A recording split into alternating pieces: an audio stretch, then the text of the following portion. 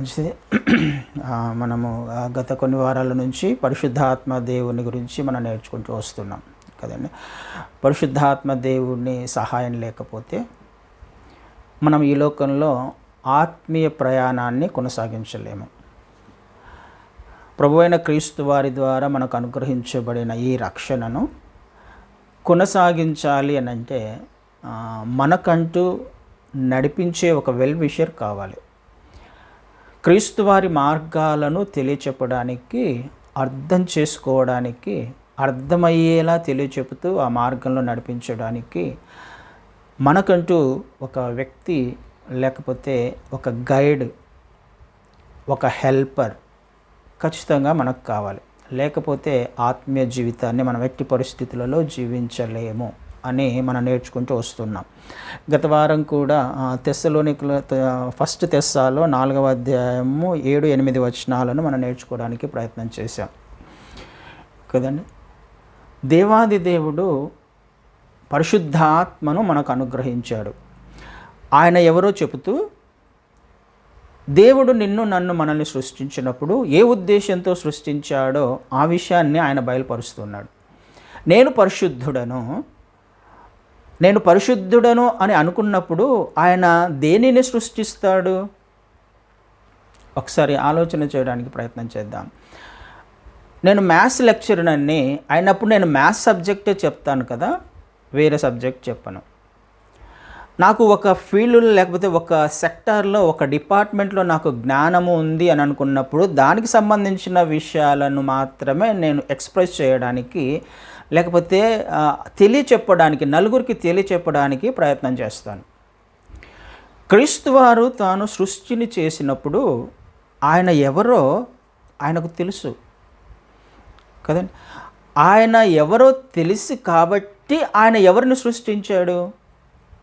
ఆయన పరిశుద్ధుడు కాబట్టి సృష్టించినప్పుడు కూడా సమస్తమును కూడా పరిశుద్ధంగానే ఉంది. నిన్ను నన్ను మనల్ని చేసినప్పుడు కూడా మనము పరిశుద్ధులుగా ఉన్నాం.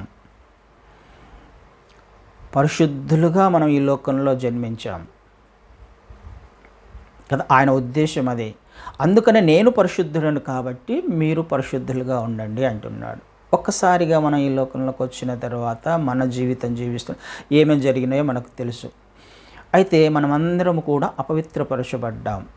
మనల్ని పరిశుద్ధపరచబడాలి, తిరిగి ఆయన స్వరూపంలోకి మార్చబడాలి అని అంటే ఆయన అంటున్నాడు, నేను పరిశుద్ధుడను కాబట్టి మిమ్మల్ని పరిశుద్ధపరచడానికి నేను పరిశుద్ధాత్మను మీకు ఇస్తున్నాను అనే దాని యొక్క సారాంశం 7-8 వచనాలలో కదా.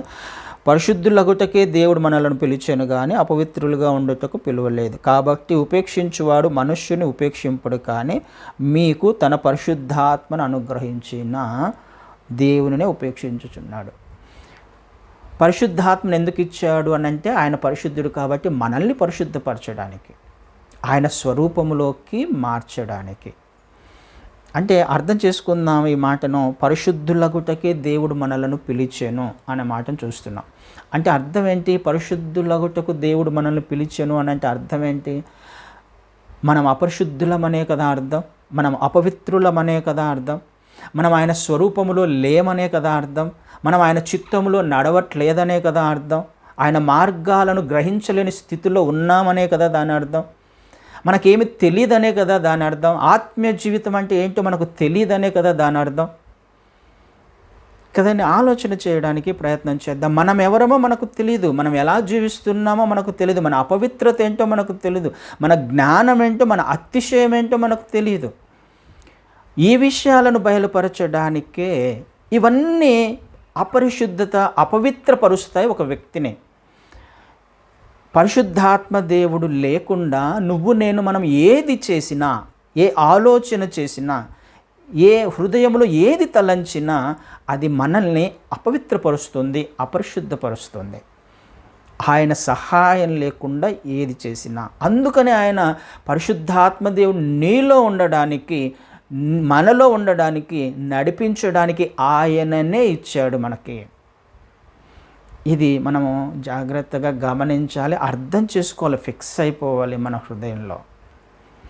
నా వలన ఏం కాదు, మన వలన ఏం కాదు. దేవుని ఉద్దేశం ఏంటి? ఆయన ప్రణాళిక ఏంటి? మనల్ని ఏర్పాటు చేసుకున్నప్పుడు మనం పరిశుద్ధులుగా ఉన్నాం. జగత్తు పునాది వేయబడక మునుపు ఆయన మనం క్రీస్తు యేసులో ఏర్పాటు చేయబడ్డప్పుడు మనం పరిశుద్ధులుగా, పవిత్రులుగా ఆయన స్వరూపంలో ఉన్నాం, ఆయన పోలికలో ఉన్నాం, అంత పరిశుద్ధంగా మనం ఉన్నాం. తిరిగి మనం ఆయన వద్దకు వెళ్ళడానికి తిరిగి ఆయన వద్దకు పరిశుద్ధులుగానే వెళ్ళాలి, నిర్దోషులుగానే వెళ్ళాలి. ఇదే తెస్సాలోనే 5వ అధ్యాయంలో అంటాడు ఆయన, 5వ అధ్యాయం 23వ వచనాన్ని చదువుతాను. సమాధానకర్తయగు దేవుడే మిమ్మును సంపూర్ణంగా పరిశుద్ధపరచునుగాక.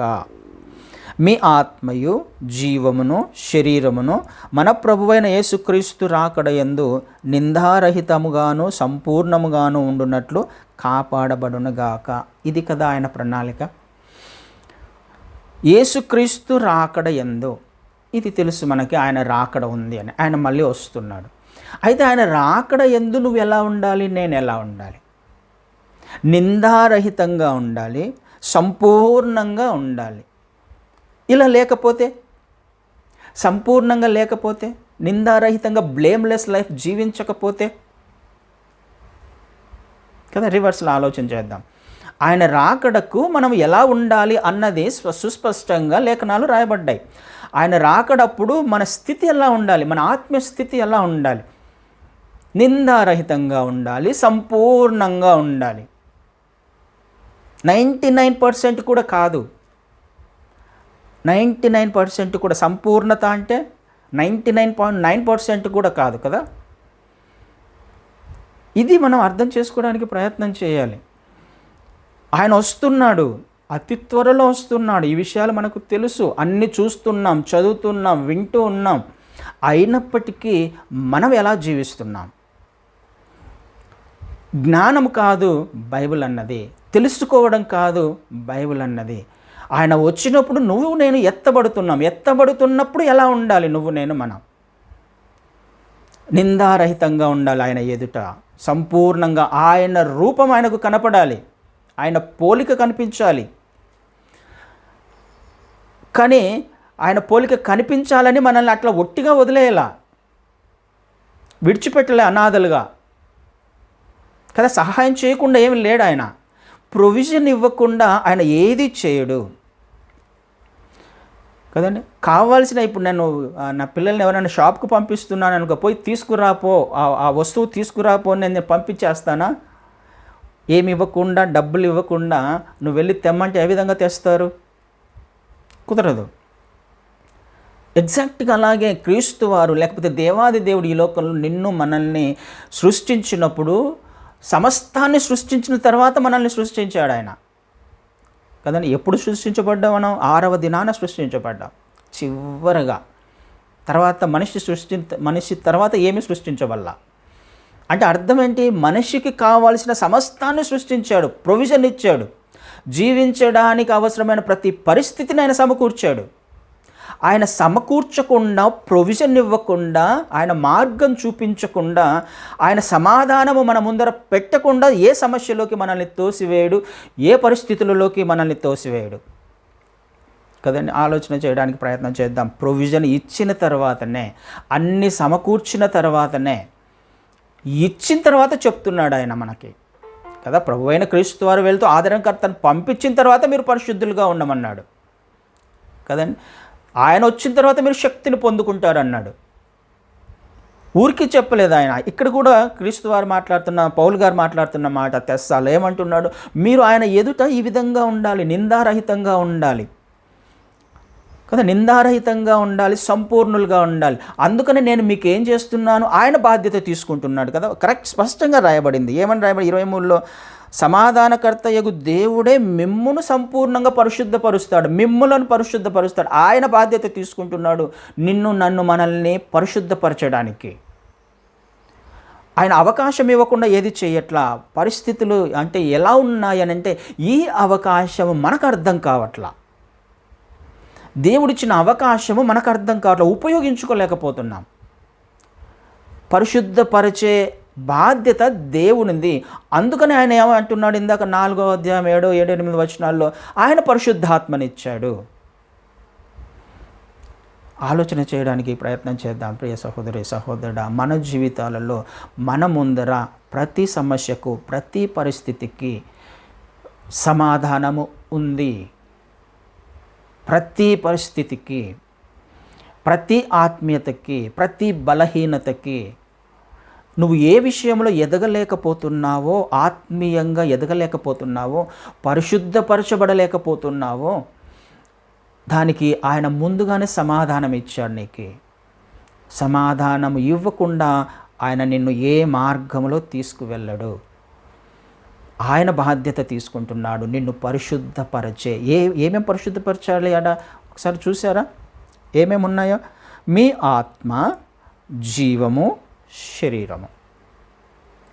ఆత్మ, జీవము, శరీరం అంటే మన ప్రాణాత్మ దేహాలు. నా శరీరము పరిశుద్ధంగా ఉండాలి, నా ఆత్మ పరిశుద్ధంగా ఉండాలి, నా ప్రాణము పరిశుద్ధంగా ఉండాలి. నా ఆలోచనలు, ప్రాణం అంటే ఎమోషన్స్ కదా, ఆలోచనలు, మనం ఆలోచన చేస్తుంటాం, ఇవి పరిశుద్ధంగా ఉండాలి. మన హృదయంలో మనం చేసిన ప్రతి ఆలోచన ఆయనకు తెలుసు, అది పరిశుద్ధంగా ఉండాలి. మన దేహము పరిశుద్ధంగా ఉండాలి, దేహముతో దేవుని మహిమపరచాలి. మన ఆత్మ పరిశుద్ధంగా ఉండాలి. ఈ మూడింటిని పరిశుద్ధపరిచే అంటే సంపూర్ణంగా, ఈ మూడే కదా, మనిషి 3 భాగాల చేత నిర్మించబడ్డాడు. ఈ 3 పరిశుద్ధంగా అంటే కంప్లీట్గా, ఆయన పరిపూర్ణుడు కాబట్టి మనల్ని పరిపూర్ణంగా, మన ప్రాణాత్మ దేహాలను పరిపూర్ణంగా పరిశుద్ధపరిచే బాధ్యత ఆయనది. ఆయన తీసుకున్నాడు కాబట్టే పరిశుద్ధాత్మనిచ్చాడు. పరిశుద్ధాత్మను మరి నువ్వు ఏం చేస్తున్నావు? ఎలా ఉపయోగించుకుంటున్నావు? ఏ విధంగా ఆయనను మరి నువ్వు సంతోషపెట్టే ప్రయత్నం చేస్తూ ఉన్నావు? ఆయన రాకడ అతి త్వరలో ఉంది. ఆయన రాకడ యందు నిందారహితంగా నువ్వు నేను మనం లేకపోతే, సంపూర్ణులముగా నువ్వు నేను మనం లేకపోతే ఏ విధంగా ఆయన ముందుకు వెళ్ళగలం? ఏ విధంగా మనం నిత్యత్వాన్ని సాధించగలం? కుదరదు కదండి. మరి ఏది నిన్ను నన్ను మనల్ని పరిశుద్ధంగా ఉండకుండా, సంపూర్ణులు కాకుండా చేస్తుంది కదండి? పరిశుద్ధపరచబడడం అంత సులభమేం కాదు, సంపూర్ణతలోకి ఎదగడం అంత సులభమేం కాదు. అయితే ఏది చేస్తుంది అలా? పరిపూర్ణతలోకి రాకుండా ఏం చేస్తుంది మనల్ని? సంపూర్ణతలోకి రాకుండా ఏది చేస్తుంది? ఆయన స్వరం వినకుండా ఏం చేస్తుంది మనల్ని? కదండి. ఆలోచన చేయడానికి ప్రయత్నం చేయాలి ప్రతి విశ్వాసి, ప్రతి సందర్భంలో, ప్రతిరోజు కూడా. ఎందుకు నేను ఈ స్థితిలో ఉన్నాను, నేను లేకపోతే ఎందుకు ఈ బలహీనతలో ఉన్నాను, ఎందుకు నేను జయించలేకపోతున్నాను, ఎందుకు నా వలన కావట్లా? ఉదాహరణకి ఏతేను తోటలో ఆదాము అవ్వలు ఉన్నారు, దేవుడు ఉన్నారు, ఆదాము అవ్వలు ఉన్నారు. ఏ స్థితి అది? ఏతేను తోట పరలోకానికి సాదృశ్యంగా ఉంది, దేవుని సన్నిధి ఉంది, దేవుడు మాట్లాడుతున్నాడు వాళ్ళతో ప్రతిదినము సాయంకాల పూట, వాళ్ళతో సహవాసం చేస్తున్నాడు. అదొక పరలోకము.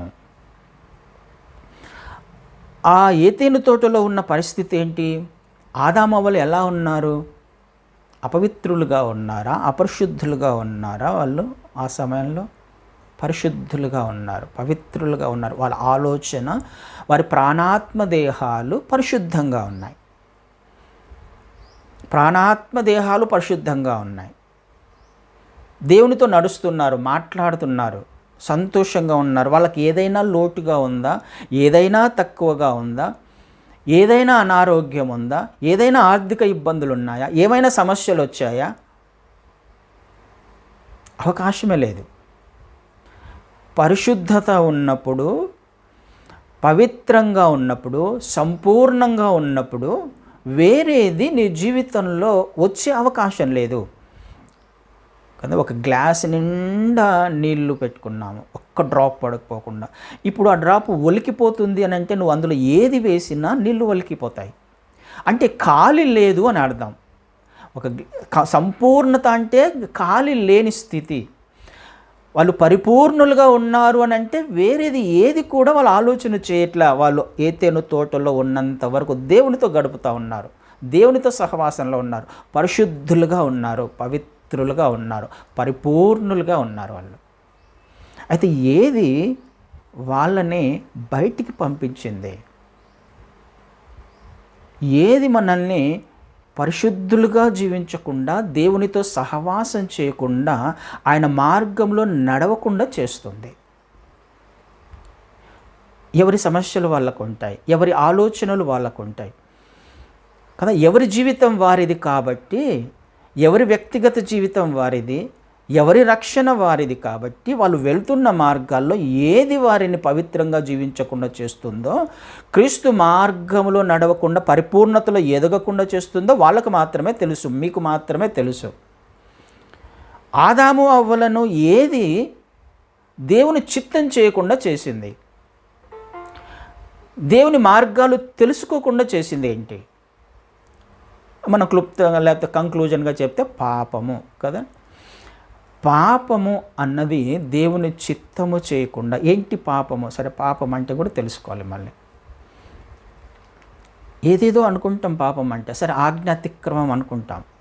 నిజమే, ఆజ్ఞ అతిక్రమం పాపమే. దేవుడు ఒక మాట చెప్పాడు, వాళ్ళు చేయలా. దానికంటే ముందుగా ఒక విషయం జరుగుతుంది కదా. ఏతేను తోటలో ఉన్నప్పుడే దేవుడు చెప్పిన ఆలోచనలు, ఆజ్ఞలు, మార్గాలను బట్టి వాళ్ళు పరిశుద్ధులుగా ఉన్నారు, పవిత్రులుగా ఉన్నారు, సంపూర్ణులుగా ఉన్నారు. ఎప్పుడైతే ఏతేను తోటలో ఉన్నప్పుడే ఒక ఆలోచన పుట్టిందో, అంటే 100% వాళ్ళు ఇప్పుడు పరిశుద్ధులుగా ఉన్నారు, 100% సంపూర్ణులుగా ఉన్నారు. ఈ పరిపూర్ణతలోకి, ఈ పరిశుద్ధతలోకి ఒక ఆలోచన వచ్చి చేరింది. ఇప్పుడు 100% ఉన్నది, 100% దేవునితో సహవాసము, దేవుని గురించి ఆలోచనలు, దేవుడు చెప్పిన మాటలు వింటున్న వీళ్ళల్లో వేరే ఆలోచన వచ్చి చేరింది కదా. అంటే 99 అయింది. అప్పుడు 100 ఉన్నది 99 అయింది. దేవుడు దానిని ఒప్పుకోడు. ఆయన 100% ఎక్స్పెక్ట్ చేస్తాడు. గెంటి వేయబడడానికంటే ముందుగా, దేవుని సన్నిధి కోల్పోవడానికంటే ముందుగా మన ఆలోచనలో దేవునికి సంబంధించినవి కాకుండా, ఆత్మీయతకు సంబంధించినవి కాకుండా, ఈ లోకములోని విషయాలను ఎప్పుడైతే నీ ఆలోచనలో వేసుకుంటావో, నీ హృదయంలో వేసుకుంటావో, పరిపూర్ణత పోతుంది. పరిపూర్ణత పోయింది ఆదాము అవ్వల కదా. ఆ ఆలోచన ఇంకొక రోజు ఆలోచన, ఇంకొకసారి ఆలోచన పండు తినేలా చేసింది. ఎక్కడ ఉన్నప్పుడు? దేవుని సన్నిధిలో ఉన్నప్పుడే, దేవుని చిత్తంలో నడుస్తూ ఉన్నప్పుడే కదండి. ఇది మనం నేర్చుకోవడానికి ప్రయత్నం చేయాలి. మన జీవితంలో దేనికి చిన్న అవకాశం ఇచ్చినా మన పరిపూర్ణత పోతుంది. మనము దేవుని ఆలోచనలతో, లేకపోతే దేవుని మార్గాన్ని మనం పరిశుద్ధులుగా జీవిస్తున్న ఆ నడకలో ఇంకొకరికి అవకాశం ఇస్తున్నాం కదా. ఇంకొక ఆలోచనకు అవకాశం ఇస్తున్నాం. ఈ ఆలోచనను దేవుడు ఒప్పుకోడు, 99% కూడా ఆయన ఒప్పుకోడు. అంటే మనము ఆయనను ఇంకొకరితో షేర్ చేసుకుంటున్నాము అని అర్థం కదా. ఏతేను తోటలో ఆయన మాత్రమే మాట్లాడాలి, ఆయన చిత్తం మాత్రమే జరగాలి. ఆయన పరిశుద్ధుడు కాబట్టి సమస్తాన్ని సమకూర్చాడు వాళ్ళకి. ఏతేను తోటలో వాళ్ళకి ఏది కొదవ కాల, అన్నీ ఉన్నాయి, అందులో అన్నీ ఉన్నాయి. ఆయనతో మాత్రమే వాళ్ళు జీవించాలి. అలా కాకుండా వేరేది ఏది వచ్చినా ఇప్పుడు 99% అయిపోతుంది, లేకపోతే 98 అయిపోతుంది, పర్సెంటేజ్ తగ్గిపోతుంది. ఇది మన జీవితంలో జరుగుతుంది. ఆయన ఆలోచనలతో నువ్వు జీవిస్తూ ఉన్నప్పుడు, ఆయన మార్గంలో నడిపిస్తున్నప్పుడు ఈ లోకంలోని ఆలోచనలు ఎందుకు వస్తున్నాయి? నువ్వు పరిపూర్ణతలోకి ఎలా ఎదగాలనుకుంటున్నావు? వేరే ఆలోచనలు పెట్టుకున్నప్పుడు, వేరే మార్గంలో నడుస్తున్నప్పుడు కదండి. ఇది మనం నేర్చుకోవడానికి ప్రయత్నం చేద్దాం. ఆయన 99.9% కూడా ఎక్స్పెక్ట్ చేయట్లా. ఇందాక చూసాం తెస్సా 5లో, పరిపూర్ణులుగా ఉండాలి. ఆయన వచ్చినప్పుడు నిందారహితులుగా ఉండాలి. అలా లేకపోతే ఏంటి అని ఆలోచన చేసుకొని లేఖనాలను చదవడానికి ప్రయత్నం చేయండి. ఎప్పుడు ఏది చదివినా చదువుతున్నప్పుడు రివర్స్లో రండి. మీ అంతకు మీరు ప్రశ్న వేసుకోండి. దేవుడు ఇలా ఉండమన్నాడు, ఇలా వెళ్ళమన్నాడు, వెళ్ళకపోతే ఏమవుతుంది, ఉండకపోతే ఏమవుతుంది, మాట్లాడకపోతే ఏమవుతుంది, రివర్స్లో ఆలోచన చేసి ఆ లేఖనాలను చదువుకుంటే భయం వేస్తుంది మనకి కదా. ఉండకపోతే ఏమవుతుంది, విడిచిపెట్టబడతాం. మరి ఎందుకు జీవించాం ఇంతకాలం ఆత్మీయులం అని. ఇది మనం నేర్చుకోవడానికి ప్రయత్నించాం. ఆయన రాకడ సమీపంగా ఉన్నప్పుడే, సమయం ఇవ్వబడిందంటే సరి చేసుకోవాల్సిన అవసరం ఖచ్చితంగా ఉంది. ఆత్మదేవుడు మాట్లాడుతున్నప్పుడు సరి చేసుకోవాల్సిన అవసరం ఖచ్చితంగా ఉంది. అందుకనే ఆయన పరిశుద్ధాత్మనిచ్చాడు నీకు, నాకు, మనకు. అందుకనే ఇచ్చాడు. ఆయన బాధ్యత తీసుకుంటున్నాడు. నీ బాధ్యత ఆయనది. నేనే అన్నాడు కదా, నేను పరిశుద్ధపరుస్తాను అంటున్నాడు. దేవుడే పరిశుద్ధపరుస్తాడు. ఆయన నమ్మదగినవాడు అనే మాట కూడా చూస్తాం కింద 24లో. మిమ్మును పిలుచువాడు నమ్మకమైన వాడు కనుక అలాగూ చేయును, అలా చేస్తాడు. ఆయన మాట తప్పేవాడు కాదు. ఆయన నిన్ను పరిశుద్ధపరిచే బాధ్యత ఆయనదే. కానీ నువ్వు అనుమతిస్తున్నావా లేదా ఆయనను నీ జీవితంలో? వేరేవి పెట్టుకుంటే ఆయన ఒప్పుకోడు. వేరే ఆలోచనలు పెట్టుకుంటే ఆయన ఒప్పుకోడు. పాపం అంటే ఏంటో కాదు, వేరే ఆలోచనలు, ఆయనవి కానివి. ఆలోచననే పాపము కదా. ఆ ఆలోచన ఎక్కడికి తీసుకెళ్తుంది నిన్ను, నన్ను, మనల్ని ఎక్కడికి తీసుకువెళ్ళింది ఈ ఆలోచన? అవ్వ చేసిన ఈ ఆలోచన ఎక్కడికి తీసుకువెళ్ళింది? పండు తినేలా చేసింది. సరే, పండు తింది, బాగానే ఉంది. దేవుడు అవ్వకు చెప్పలేదు కాబట్టి, బాధ్యత ఇంటి యజమానిది కాబట్టి, క్షమించేవాడేమో తప్పును ఒకవేళ చేసి, ఎప్పుడు యజమాని దానిని సరిదిద్ది ఉండింటే ఆదాం దగ్గరికి వచ్చింది. ఆదాముకు కదా చెప్పాడు దేవుడు తినకు అని. ఆదాం కూడా చెప్పాడు అవ్వకి, పాపం కదా. అపవాదితో మాట్లాడుతుంది, అవును ఇట్లా తింటే చచ్చిపోతామని చెప్పాడు దేవుడు. కమ్యూనికేట్ చేశాడు, కానీ వినలా. కానీ అవ్వ ఆదాము వద్దకు వచ్చినప్పుడు చేయాల్సిన పని ఏంటి?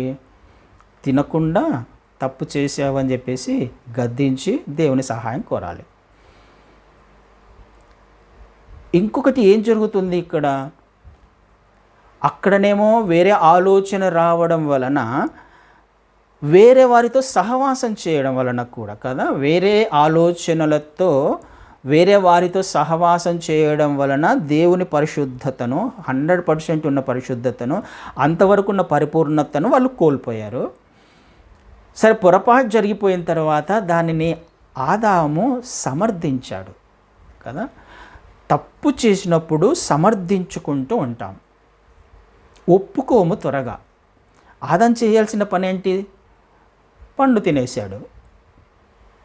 ఎక్కడ జరుగుతుంది పొరపాటు? ఎక్కడ మనం ఆత్మీయులుగా ఎదగలేకపోతున్నాం? ఎందుకు పరిశుద్ధపరచబడలేకపోతున్నాం? సమర్థించుకోవడం.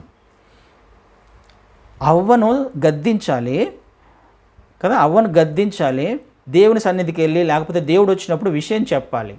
అలా కాకుండా తప్పు చేస్తున్నప్పటికీ, తప్పు జరుగుతున్నప్పటికీ కూడా సమర్థించుకుంటూ పోతే అప్పుడు గెంటి వేయబడతాం, అప్పుడు దేవుని సన్నిధిని కోల్పోతాం. ఇవి జరగాలి మన జీవితంలో. మనకు అర్థమవుతుంది మనం ఏం చేస్తున్నామో. ఇది తప్పు అని తెలిసినప్పుడు, తప్పు అని తెలియచెప్పేవాడే పరిశుద్ధాత్ముడు. మన జీవితంలో ఆయన కార్యం చేస్తున్నాడు లోపల నుంచి. ఆయన చెబుతూ ఉన్నప్పుడు సమర్థించుకోకూడదు, ఆదాము చేసినట్టుగా కదండి. అది చాలా పాపం. అక్కడి నుంచి గెంటివేయబడడానికి కారణం అది, దేవుని సన్నిధిని కోల్పోవడానికి కారణం అది. ఎవరము కూడా సమర్థించకూడదు. తప్పు జరుగుతూ ఉన్నప్పుడు సరిచేసే ప్రయత్నం చేయాలి కదా. పిల్లలు తప్పు చేస్తున్నప్పుడు తల్లిదండ్రులుగా సరిచేయడానికి ప్రయత్నం చేయాలి. భార్య తప్పు చేసినప్పుడు భర్త సరిచేసే ప్రయత్నం చేయాలి. భర్త తప్పు చేసినప్పుడు భార్య చెప్పే ప్రయత్నం చేయాలి కదండి. ఆత్మీయత కోల్పోతున్నాము అని అనుకున్నప్పుడు, దేవుని సన్నిధిలో నుంచి మనం బయటకు వెళ్ళే అవకాశం ఉంది అని అనుకున్నప్పుడు చెప్పాలి. లేకపోతే ఆయన సన్నిధిని కోల్పోతాం. ఆయనలో నుండి, లేకపోతే ఆయన ఏతేను తోటలో నుండి వాళ్ళు గెంటి వేయబడ్డట్టుగా మనకు తెలియకుండానే ఆయన సన్నిధిని కోల్పోతాం, ఆయన మార్గాలను కోల్పోతాం. ఈ విధంగా ఉండకుండా దేవుడు తన బాధ్యతను తీసుకుంటున్నాడు, పరిశుద్ధాత్మను ఇచ్చి కదండి. పరిశుద్ధాత్మ దేవుడు నిన్ను హెచ్చరిస్తున్నప్పుడు, సరిచేసే ప్రయత్నం చేస్తున్నప్పుడు వెంటనే వినడానికి ప్రయత్నం చేద్దాం. పాపం అంటే ఏదో కాదు, దేవుని సన్నిధిని కోల్పోవడమే పాపం కదా. ఏతేను తోటలో నుంచి బయటికి గెంటి వేయబడ్డమే. ఆయన సన్నిధిలో నుంచి బయటకు వచ్చేసారు. పాపాన్ని ఆయన సహించడు, అపరిశుద్ధతను ఆయన సహించడు, ఆయనతో వేరే విషయాలను షేర్ చేసుకోవడం ఆయన సహించడు, ఆయనకిచ్చే సమయాన్ని వేరే విషయాలతో షేర్ చేసుకోవడం ఆయన సహించడు కదండి. పరిశుద్ధత అంటే అదే. ఆయన ఎవరిని ఒప్పుకోడు. ఆయనకి ఇవ్వవలసిన ఘనత, ఆయనకి ఇవ్వవలసిన స్థానము ఆయనదే. దేనితోనూ కంపేర్ చేయదగిన వాడు కాదు, ఆయన పోల్చదగిన వాడు కాదు. ఆయన పరిశుద్ధుడు, పరిశుద్ధుడు, పరిశుద్ధుడు. నీ హృదయంలోకి వేరే ఆలోచనలు తీసుకొని వస్తున్నావేమో, అక్కడే కోల్పోయాం మనం ఆయన సన్నిధిని. లోకంలోని విషయాలన్నీ, లోకంలో ఉన్నదంతా ఏంటిది? భయము, ఆందోళన, కలవరపాటు, ఏమైపోతుందో, ఎక్కడికి వెళ్తామో, ఆయన వచ్చినప్పుడు నేను ఎత్తబడతానా లేదా కదా. ఇవన్నీ ఎక్కడి నుంచి వస్తున్నాయి? ఆయన సన్నిధిలో నడిచారు ఆదాము అవ్వలు చక్కగా. అలాంటప్పుడు ఆదాము అవ్వలకు భయం ఉంటుందా? ఆందోళన ఉందా వాళ్ళకి? ఎప్పుడు వచ్చింది ఆందోళన? ఆయన మార్గాలు కాకుండా వేరే ఆలోచన చేసినప్పుడు, అపవాదికి అవకాశం ఇచ్చినప్పుడు, అపవాదితో సహవాసం మాట్లాడినప్పుడు కదా, లోకముతో మాట్లాడినప్పుడు, లోకముతో స్నేహం చేసినప్పుడు ఇవన్నీ వస్తాయి. అవుతుందా? ప్రశ్నలు వస్తాయి అవన్నీ కదా. వాడు తీసుకొని వచ్చేది ప్రశ్నలు. ఇది నిజమా? ఈ లోకంలో ఉన్నదంతా ప్రశ్నలే. అవుతుందా? చేయగలవా? వెళ్ళగలవా? కుదురుతుందా? నీతో అవుతుందా? జీవించగలవా? ఆయన నిన్ను తీసుకెళ్తాడా? ఆయన నిన్ను క్షమిస్తాడా? అన్ని ప్రశ్నలే. ఎప్పుడు? అవకాశం ఇచ్చినప్పుడే. కాబట్టి ఆలోచన చేయడానికి ప్రయత్నం చేద్దాం. మనమందరం కూడా ఏతేను తోటలో నుంచి గెంటి వేయబడిన ఆదాము అవ్వల నుంచి వచ్చిన వారమే. అంటే అర్థం ఏంటి? గెంటి వేయబడిన తర్వాత, పరలోకంలో నుంచి గెంటి వేయబడిన తర్వాత, అంటే ఆ ఏతేను తోటలో నుంచి బయటకు వచ్చిన తర్వాత ఆదాము అవ్వలు పిల్లలను కన్నారు. లోపల ఉన్నప్పుడు పిల్లలను కనలా. పరలోకములో ఆ దేవుని సన్నిధిలో నుంచి గెంటి వేయబడిన తర్వాత, అంటే లోకములో పాపం ఉంది. ఈ పాపములో బయట పిల్లల్ని కన్నారు. బయట ఏముంది? దేవుడు లేడు. బయట ఏముంది? దేవుని సన్నిధి లేదు, దేవుని చిత్తం లేదు, దేవుని మార్గాలు లేవు. అందుకనే ప్రతి మనిషికి కూడా పాపం సంక్రమించింది. దేవుని సన్నిధి లేని సమయంలో మనుషులను కన్నాడు ఆయన. అక్కడి నుంచి వచ్చిన వాళ్ళమే మనం అందరం. అందుకనే పాపములో పుట్టిన వాళ్ళము. లోకంలో పాపం ఉన్నప్పుడు, దేవుని సన్నిధి కోల్పోయిన తర్వాత పుట్టిన వాళ్ళం కాబట్టి ఆయన సన్నిధిని కోల్పోవడమే పాపము. ఇప్పుడు ఆయన సన్నిధి తెలుసుకోవాలి అని అంటే, తిరిగి ఆ ఏతేను తోటలోకి రావాలి అని అంటే ఎవరు చెప్పాలి? ఇప్పుడు నీకు ఆదాము అవ్వలు లేరుగా, నడిచిన వాళ్ళు, దేవుడు అంటే ఎవరో తెలిసిన వాళ్ళు. మన పితరులు మనల్ని డైరెక్ట్ చేసే వాళ్ళు ఎవరన్నా ఉన్నారా? ఎవరు చెప్పేవాళ్ళు నీకు ఏతేను తోటలో ఏం జరిగిందో? ఎవరు చెప్పేవాళ్ళు పరిశుద్ధ దేవుని ఎలాంటి లక్షణాలు కలిగి ఉన్నాడు? ఎవరు చెప్తారు నీకు, నాకు, మనకి? ఆయన విడిచిపెట్టలా. అందుకనే పరిశుద్ధాత్మ దేవుణ్ణి ఇచ్చాడు. పరిశుద్ధాత్మ దేవుణ్ణి సహాయాన్ని ఇచ్చాడు కదండి. ఆలోచన చేద్దాం. దేవుని సన్నిధిని కోల్పోవడమే పాపము. అందరూ పాపం చేశారు. ఎలా చేశారు? ఆయన అనుగ్రహించిన మహిమను పొందలేక, దేవుడు అనుగ్రహించిన మహిమను పొందలేక పాపం చేశారు. ఆయన సన్నిధిలో నడవలేక పాపం చేశారు. ఆయన చిత్తము చేయకుండా వేరే ఆలోచనలు కలిగి పాపం చేశారు కదండి. ఇది మనం నేర్చుకోవడానికి ప్రయత్నం చేయాలి. మనల్ని ఆయన పరిశుద్ధపరచడానికి ఆయన ఇష్టపడుతున్నాడు.